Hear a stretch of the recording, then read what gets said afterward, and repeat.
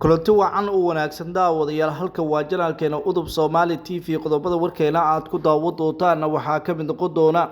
maamulada Puntland iyo Somaliland oo u bira tumanaya inay tirtiraan maamulka waqooyi bari Soomaaliya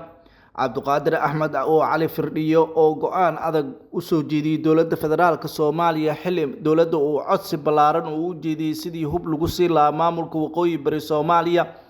waxaan kaloo warkeena ku soo qaadan doonaa madaxweyne xasan sheekh maxamuud iyo axmed madoobe wada hadalkooda maxaa ka soo baxay maxaa iska bedelay mowqifka axmed madoobe maxaana iska bedelay madaxweyne xasan sheekh maxamuud mowqifkiisa wararkeena waxaa kaloo qayb ka noqon doona xaaladda gobolka Gado iyo siyaasiyiinta beesha Mariixaan go'aankay ka qaateen dowladda federaalka Soomaaliya wararkaasi warar kale oo xiiso badan ayaan daawadayaal warkeena ku soo qaadan doonaa daawade haddii aad janaalkeena udub Soomaali TV aad ku cusubtahay subscribe noo saar janaalka like iyo share iyo comment waa dhankiina aan ku bilaabo qodobka ugu horeeya ee warkeena waxaa magaalada Kismaayo ee xarunta ku meel gaar ku ah maamulka Jubbaland weli ka soconaya wada hadallada u dhaxeeya madaxweyne xasan sheekh maxamuud iyo madaxweynaha maamulka Jubbaland madaxweynaha dowladda federaalka Soomaaliya iyo madaxweynaha Jubbaland ayaa waxa uu bilowday wada hadallo ay albaabadu xiran yihiin kuwaasi oo looga hadlayo arrimaha siyaasadeed ee khilaafka ka taagan war la helay ayaa tilmaamaya in madaxweyne xasan sheekh maxamuud uu doonayo in madaxweynaha maamulka Jubbaland Axmed Madoobe uu ka laabto doorashadii Jubbaland isla markaana uu aqbalo hirgelinta doorashooyinka qof iyo codka ah iyo in uu dib ugu soo biiro golaha wada tashiga qaran hoggaanka Jubbaland ayaa dhankiisa ku adkeysanaya in dowladda federaalka ay marka hore aqoonsato doorashada maamulkaasi ay qabteen ka hor inta aanan laga hadlin qodobada kale ee muranka dhaliyay ilo ku dhow kulanka ayaa sheegay in ay maalintii shalay ay la isku mari waayay balse la filanaya in wada hadalka uu sii socdo ilaa iyo maanta ilaa iyo berri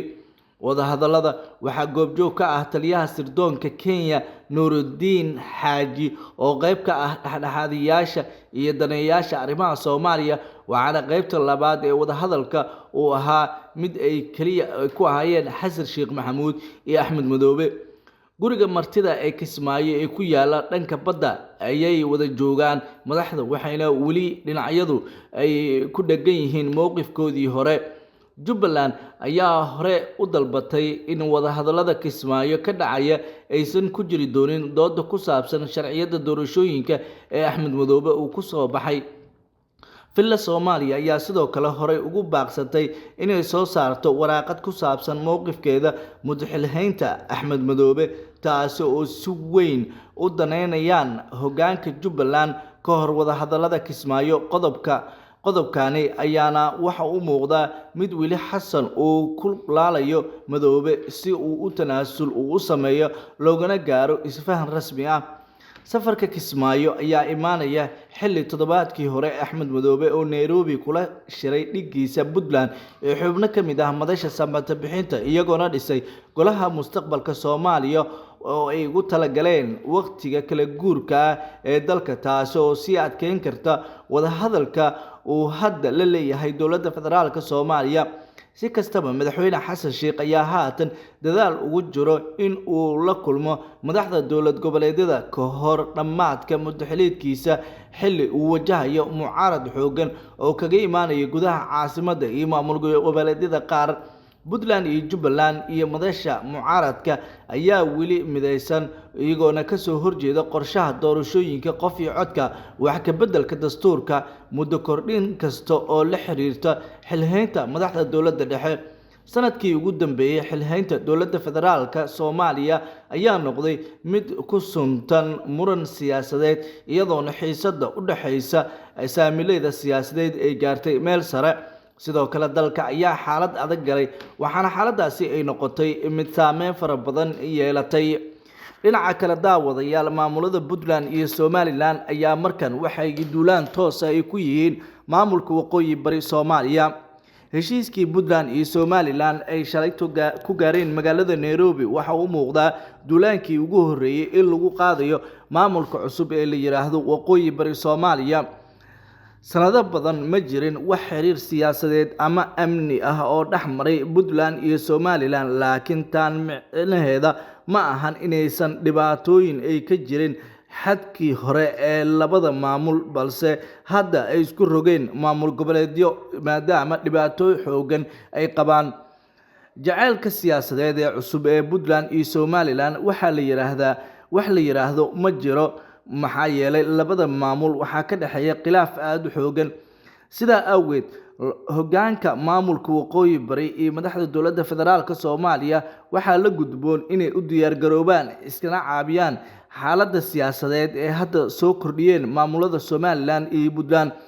marka laga tago diidmada maamulka waqooyi bari ee mideysay Puntland iyo Somaliland ee keentay inay heshiis ay gaaraan, haddana dhinaca kale Siciidani ayaa muddooyinkii la soo dhaafay mudnaan gaar ah siinayay xiriirka dhow oo la leeyahay Somaliland. Dani ayaa aaminsan in Cabdiraxmaan Ciro uu wax kala qaban karo mashruuciisa madaxtinimada Soomaaliya maadaama ay baarlamaanka Soomaaliya soo galaan mar walba xildhibaano badan oo reer waqooyi ah oo toos ugu xiran ama ugu amar qaata madaxda maamulka Somaliland. si kastaba heshiiska Nairobi ayaa noqonaya mid taariikhi ah oo ay gaareen maamulada Puntland iyo sidoo kale Somaliland. labada maamul ayaana ku heshiiyay inay xoojiyaan iskaashiga amniga, nabadda iyo sidoo kale horumarka. shirkan oo ay ka qayb galeen wasiiro saraakiil sare oo ka kala socda labada dhinac ayaa lagu falanqeeyay xaaladda amni, dhaqaale, siyaasadeed ee guud ahaan Geeska Afrika, gaar ahaan sidoo kale sidii loo xoojin karo wada shaqeynta hay'adaha amniga iyo iskaashiga dhinacyada la dagaalanka argagixisada. maamulada Puntland iyo Somaliland ayaana yoolkooda ugu weyn waxa uu yahay in ay dagaal la galaan. bayaankan ayaa sidoo kale lagu xusay in labada dhinac ay isla qaataan in la xoojiyo iskaashiga amniga badda iyo sidoo kale in diiradda la saaro la dagaalanka dembiyada badda iyo sidoo kale tahriibka. waxaana lagu heshiiyay in la dhiso guddi amni oo wadajir ah si loo xoojiyo badqabashada iyo sidoo kale xaaladaha socdaalka iyo in cid kasta oo dhibaato geysan karta laga hortago. dhinaca kale daawadayaal, Cabdiqaadir Axmed oo Cali Firdhiye ayaa go'aan degdeg ah u soo diray dowladda federaalka Soomaaliya kadib markii culays xoogan uu kala kulmay maamulada Puntland iyo Somaliland.